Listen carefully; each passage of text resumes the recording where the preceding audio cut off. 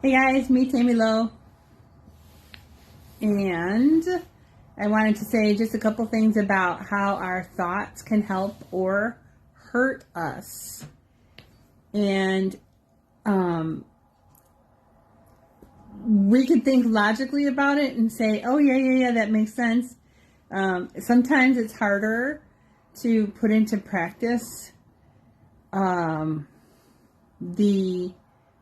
the behavior of training our thoughts, of catching our thoughts, and then deciding whether they're helping us or whether they're not, and then either altering them very, very, very slightly or changing them if we can.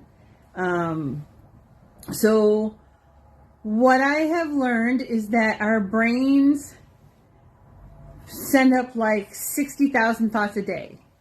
And out of the 60,000 thoughts, they say that 80% of them are thoughts that we have every single day. They're always the same thoughts over and over again because our brains are lazy. The other thing about our brains is they're creatures of habit. So they just want to go on the same track every single time. And they also want to protect us, and they love us. So, if you can think, this might sound funny, but hear me out. If you can think of your brain as like your friend who's always got the scary things going on, and what about the tornadoes? What about the floods? What about the earthquakes? What about I don't know. What about public humiliation? Oh my gosh, you're going to speak in public? No, you can't do that.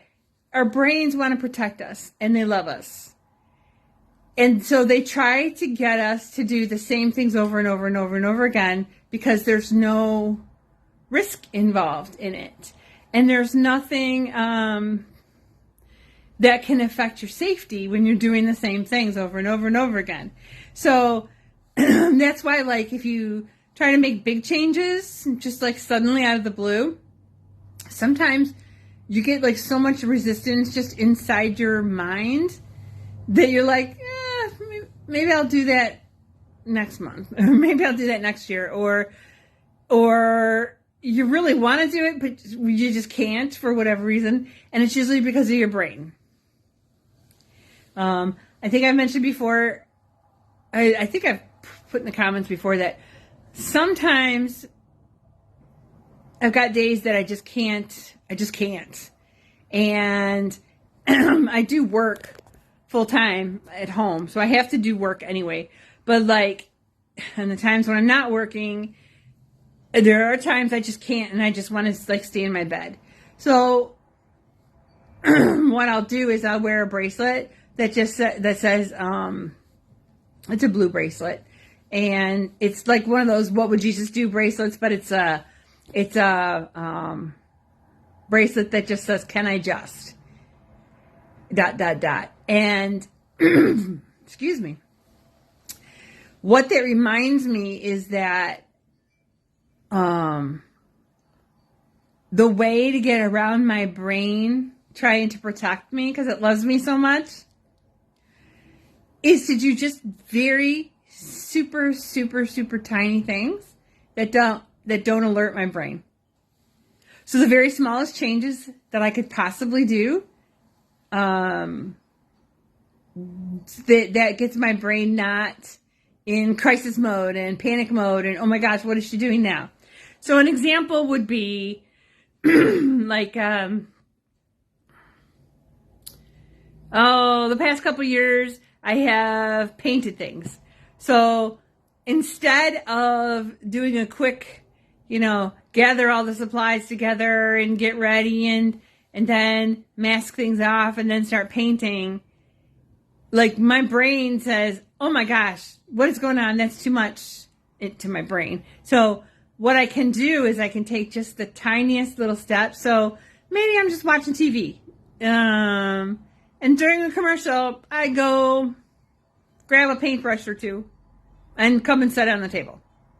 And then during the next commercial, maybe I find the masking tape.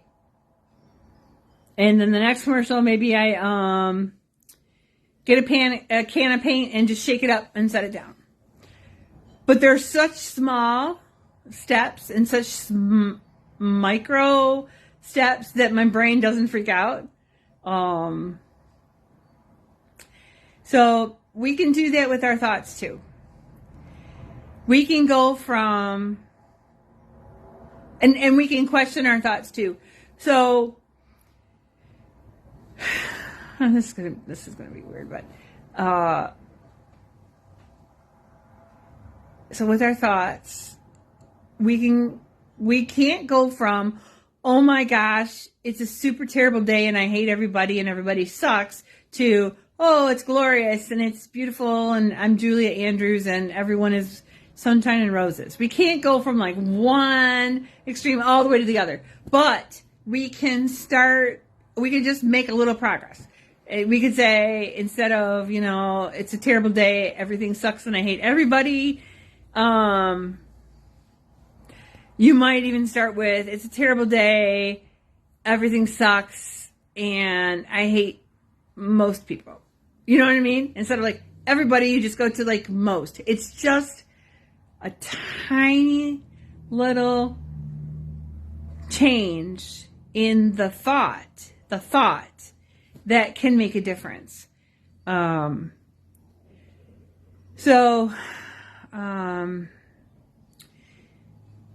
that's what I was talking about. Just tiny little changes in our thinking, in just our thinking. So I had a friend today who got hurt from her sister, and it was over Thanksgiving plans. And her sister said to her, well, we're just going to be making it really small. It's going to be me and my husband and the one aunt, and it's just going to be the three of us. And so my friend said, okay. So my friend invited her other aunt and uncle over to Thanksgiving. Then her sister found out. And her sister was angry with her because she didn't invite her sister to Thanksgiving, even though her sister said, hey, it's just going to be the three of us. And that's pretty clear. So my friend was so upset over it. Just like devastated over the response. And it was like when we're feeling so upset, that's a great time to start journaling. Start catching what your brain is telling it, and don't judge it, and don't try to dismiss it and things, but start actually writing down what your brain is telling you. Let your brain just tell you all the things on its mind.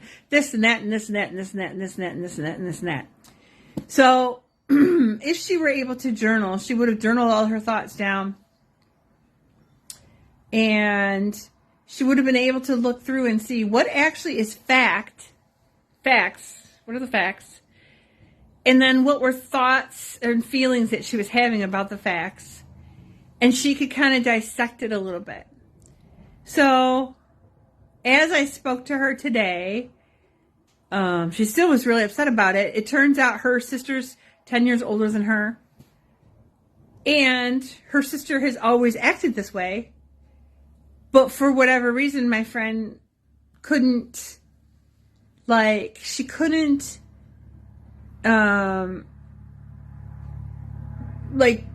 break up the fact that her sister's always like this.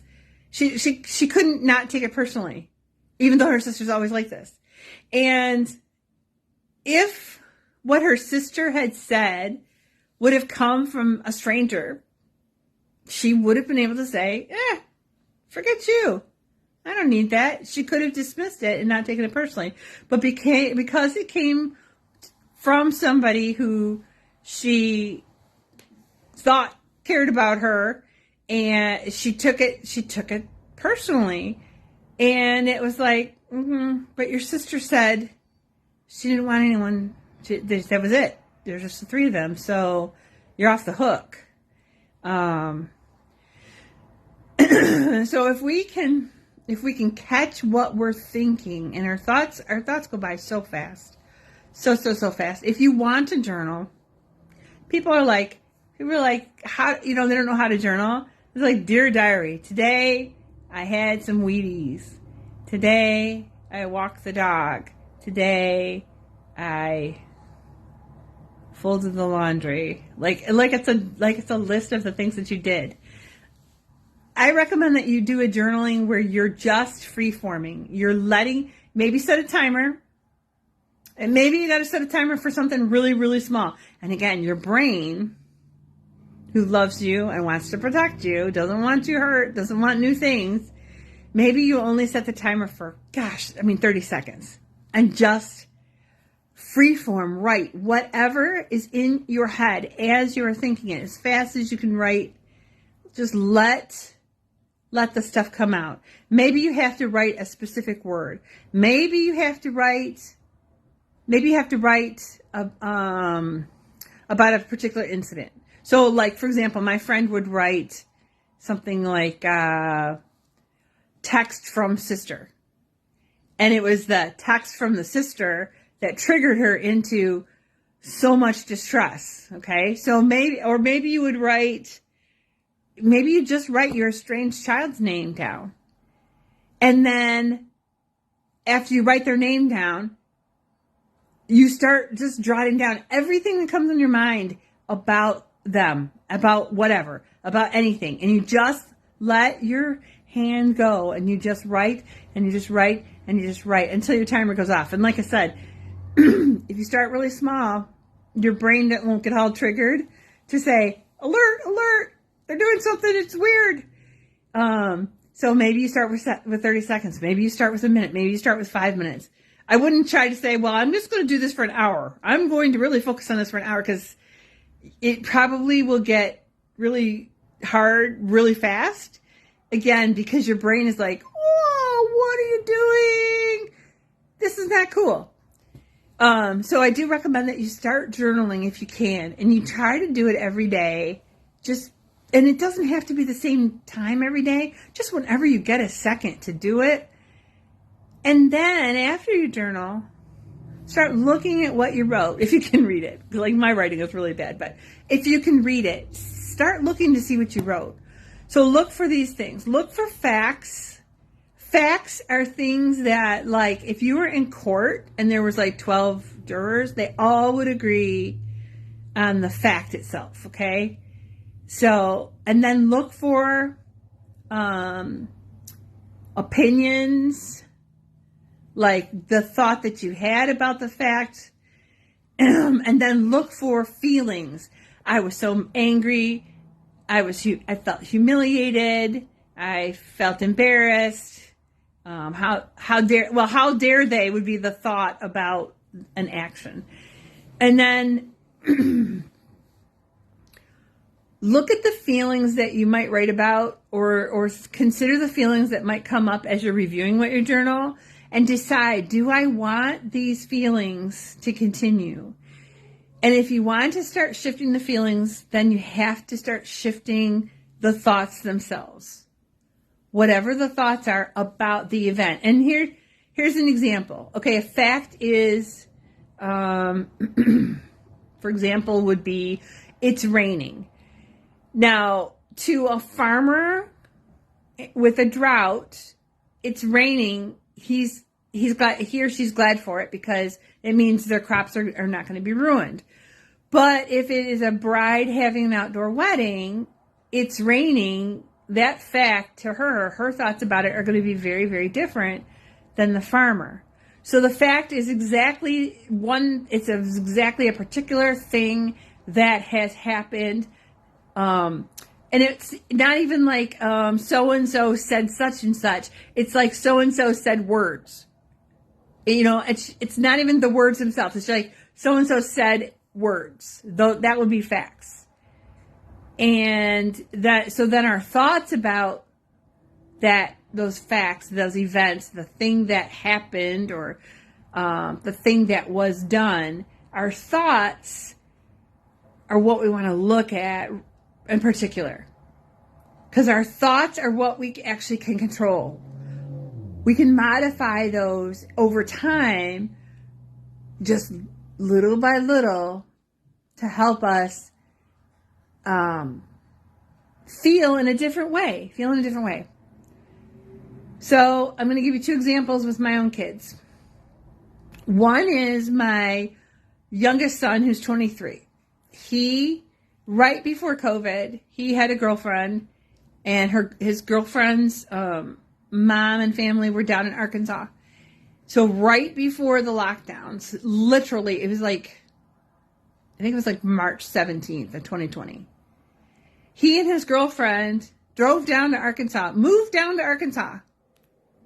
And I found out via text that he sent while I was sleeping. I got it in the morning saying, oh, we're going down to Arkansas to stay with their mom. Right before COVID. I was not a happy camper. I was not a happy camper at all. And I kept going between being worried for his safety and being upset that he left me and angry that he didn't do it differently. And at the time he was 20 and she was 20. So they were very, very young. That's very, very young. And sometimes when they're very, very young, they're also impetuous, or not impetuous, but they're like impulsive. And they just do what they want to do, and they just do it. And him going down wasn't necessarily a personal thing. It wasn't personally meant to hurt me at all. It was just what he did. And I have raised my kids to have strong roots, to know where they came from, but then also to explore. We've done a lot of traveling. They've done a lot of different experiences that really challenge them. And so that's kind of where I set him up to go. I set him up to go out and see the world.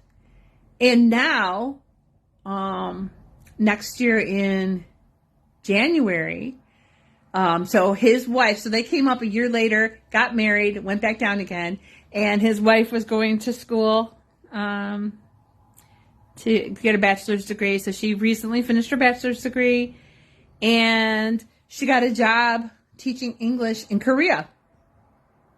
So they're going to move to Korea in January, the two of them.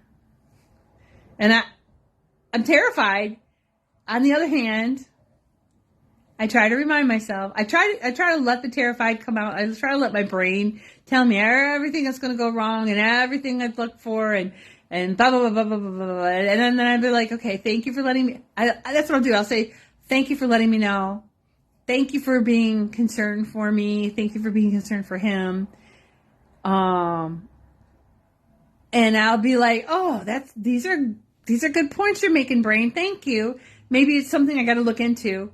Maybe it's information that I could gently pass to him. Because I'm trying to not tell him what to do. Just trying to say, hey, did you check on this? Or did you know they need a different kind of electric adapter over there? You know, things like that. So I try not to take that personally, because it's not meant personally. It's not about me. It's about him, and it's about her, and it's about what they want to do. So that's one of my kids. And I'm just giving you kind of an example of like how I'm kind of shifting the thoughts I have about the situation, so that I can feel better about it. And I'm not denying that it hurts that he's so far away. And I'm not denying that I wish I could see him more often. And I'm really concerned, because to visit him right now, it's like 15-hour drive. But for Korea, I mean, that's going to be a big planning thing. And it's going to be a lot more expensive to try to go visit him. And I can't visit him as often because it's going to be expensive. So that's one example. The other one is what was the other? Oh, my youngest stepson. When we got married, my husband had two boys. They were 14 and 16, and my kids were still pretty young. I think that youngest one was, when we started dating, he was like a year or a year and a half old. And the other two were probably 5 and 7, I think. So my kids were still real little, and then he had the teenagers. But anyway, and when my youngest stepson was about 26, he had always had a seizure condition. Hubby's coming in. I might have to cut this short. He'd always had a seizure condition, but he ended up having a seizure by himself, and he died. So it's not cool at all.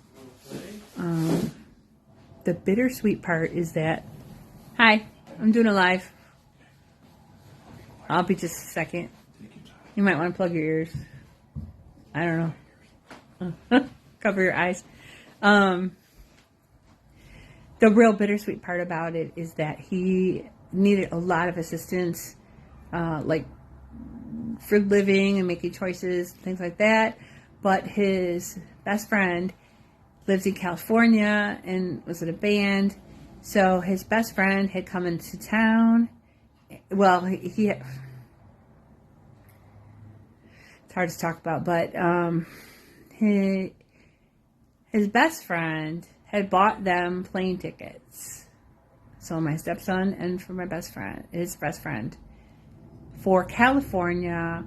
And so my stepson was going to move out to California and live with him and work with him and his friends and do that kind of thing and have his own individual life. So they were supposed to be, the plane tickets were for early August. And he died on around the 25th of July. So we've been through a lot of emotion about all of this. But what I try to do, and it's a lie, I don't care. It makes me feel better. I try to think of my stepson, not that he's dead, but that he's actually living in California with his best friend. And they're playing their music and they're having a good time. Because that thought to me, even though it's not necessarily true, maybe he is in heaven like that and doing those kinds of things, but it's not necessarily true, but it makes me feel so much better about him not being here anymore. So whatever you think is your own thoughts, whether it's truth or lie or whatever you think belongs to you. And if you want to think a certain way, if you want to change your thoughts because they don't give you a good feeling, because that's what they do, is there's the facts, there's the thoughts about the facts, and then there are the feelings that come from the thoughts we have. So you are allowed to change those at any time to suit you. So anyway, but your first step is to know what the thoughts are that your brain is sending you. Remember, we have 60,000 thoughts per day, and at least 80% of those are the same ones every single day. And our brain shoots them up to us. It just offers them up. Well, what about this? And what about this? And this and this and this and this and this and this and this and this and this.